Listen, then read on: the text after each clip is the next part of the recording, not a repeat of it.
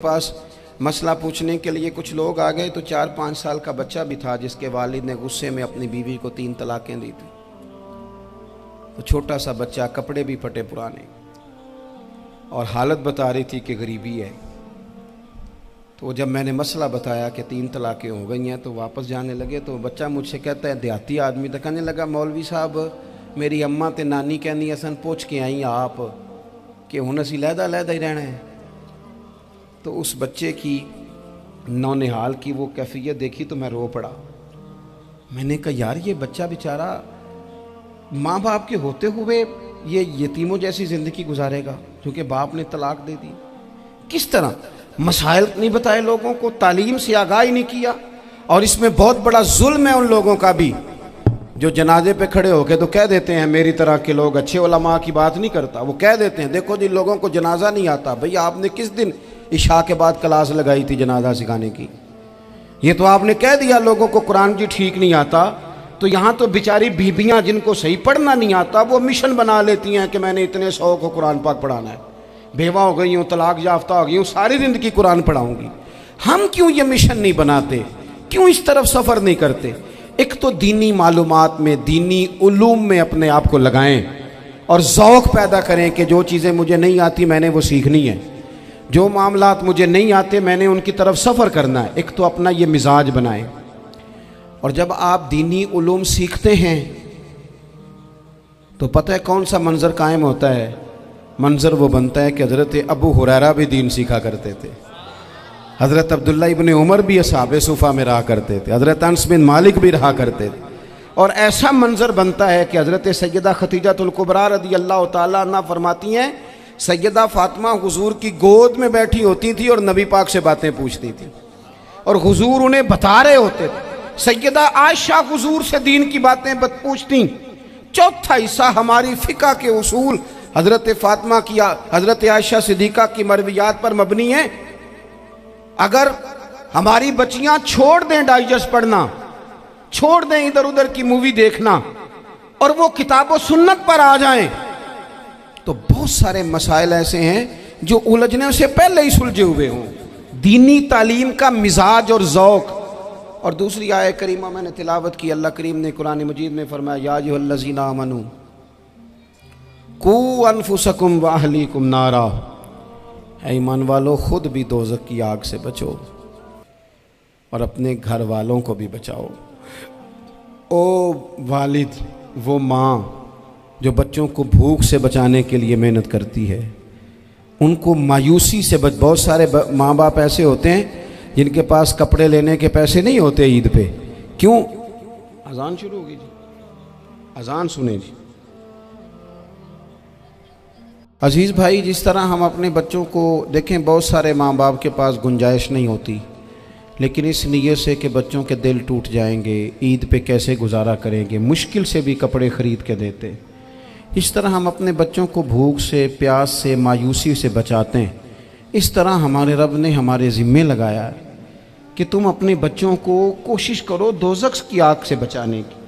हज़रत उमर फ़ारूक रज़ी अल्लाह तआला अन्हु ने अर्ज़ किया था, या रसूल अल्लाह सल्लल्लाहु तआला अलैहि वसल्लम, इस आया करीमा का माना क्या है?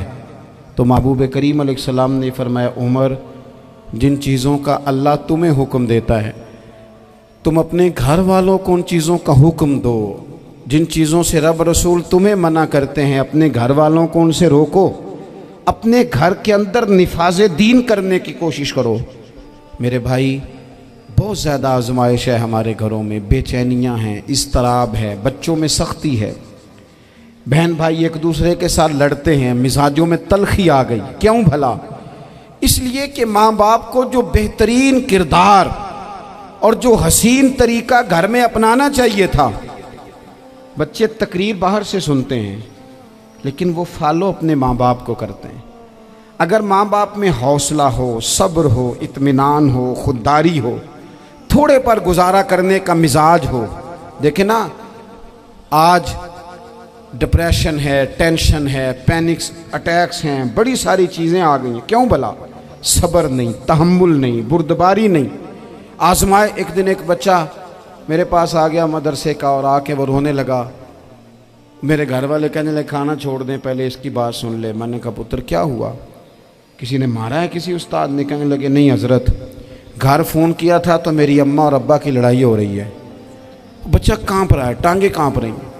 मैंने कहा क्या हो क्या गया तुम्हें पुत्र, लड़ाई हो रही है तो घरों में हो ही जाती है। कहने लगे नहीं आपको पता नहीं, वो बड़ा सख्त लड़ते हैं।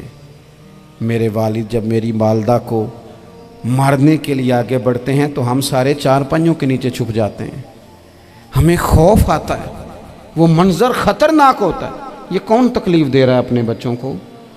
यहाँ बैठे हमारे यहाँ मीलों दूर रहते थे उसके घर वाले, तो वो तकलीफ़ में था, तो घर में क्या कैफियत होगी? अगर हौसला हो, सब्र हो, कनात हो, अल्लाह के दिए हुए थोड़े रिस्क पर हमें राज़ी रहना आता हो, हमारे घरों में सुकून आए, इत्मीनान आए, हम जो ज़िंदगी बड़ी खुशी खुशी गुजार सकते हैं। हमारे मिजाजों का लालच, हमारी तबीयतों की बेराह रवी, हमारी झूठी अना का बुत, उन सारी चीज़ों को ख़त्म कर देता है। अपनी ज़िंदगी के अंदर अगर हम वो किरदार अपने बच्चों को दें, जिस किरदार में मोबाइल भी हो, जिसमें गाड़ी भी हो, जिसमें पैसे भी ला के अब्बा दराज में रखता हो, लेकिन वालिद का घर में मुसल्ला भी मौजूद हो, उसकी कोई तस्वीर भी हो, वो ये भी कहता हो कि खुदा ने अपने फजल से आज 5,000 दिया है तो इसमें 1,000 गरीबों का भी है, इसमें थोड़ा सा मैंने अल्लाह की रिज़ा के लिए भी रखा है। अगर कोई मुश्किल आ जाए तो वो बाप और माँ को सब्र करता हुआ देखते हो। अगर एक बाप कर बात करे तो दूसरा बर्दाश्त करता हो। खुदारा अपनी औलादों को इस अजियत का शिकार न करो। अपने घरों के अंदर वो खुददारी, वो प्यार, वो वक़ार, वो मोहब्बत, वो अंदाज़।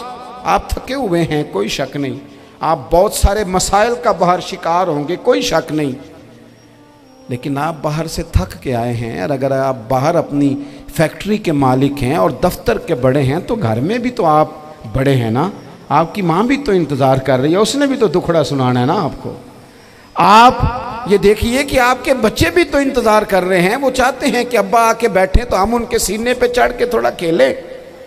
आपकी अहलिया मुंतज़िर हैं। कुछ बातें बीवी किसी और से नहीं कह सकती, सिर्फ अपने शौहर से कहती है, लेकिन वो तो आते ही जलाल में आ गए साहब। वो कहने लगे तू बड़ी नालायक है, मैं थका मांदा आया हूं और तूने मुझे कहानी सुना दी है।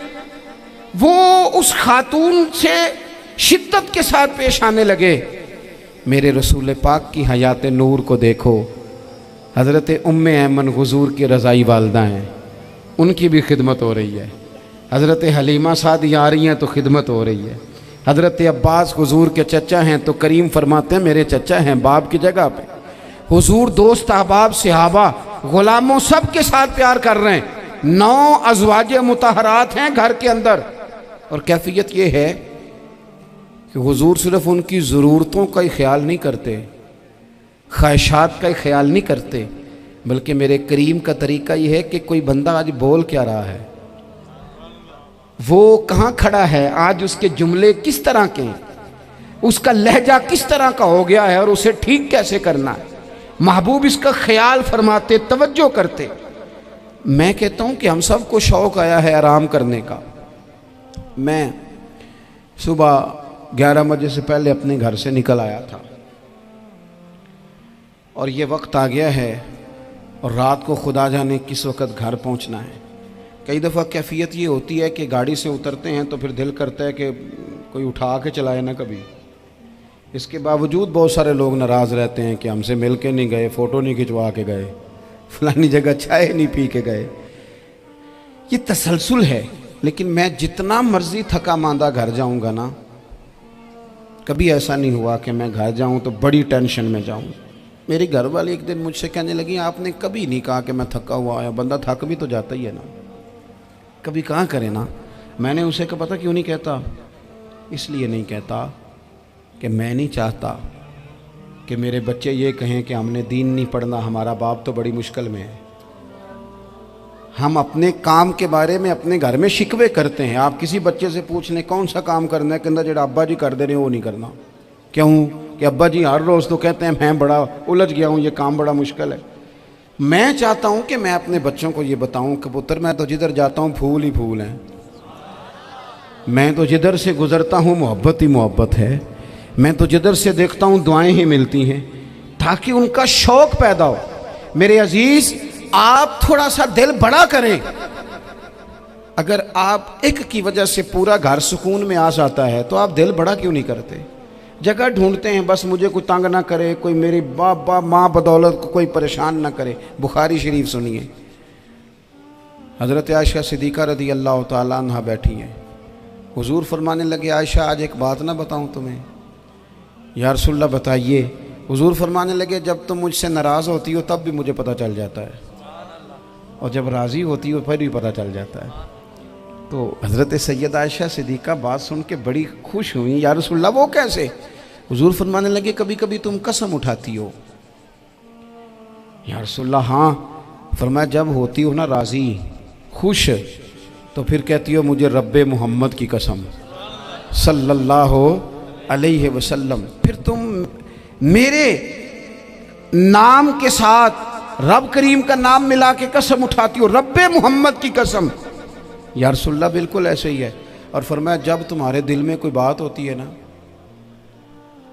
तो फिर तुम कहती हो मुझे रब्बे इब्राहीम अलैहिस्सलाम की कसम, फिर तुम रब्बे मोहम्मद नहीं कहती। ये बुखारी मुस्लिम में मौजूद है। हज़रत आयशा सिद्दीक़ा ने तो बात सुनी तो खिल गई तबीयत, कहने लगी, करीम सदके जाऊँ, यहाँ तक ख्याल फरमाते हो? किसके जुमले कहाँ पहुँच गए, यहाँ तक ख्याल है?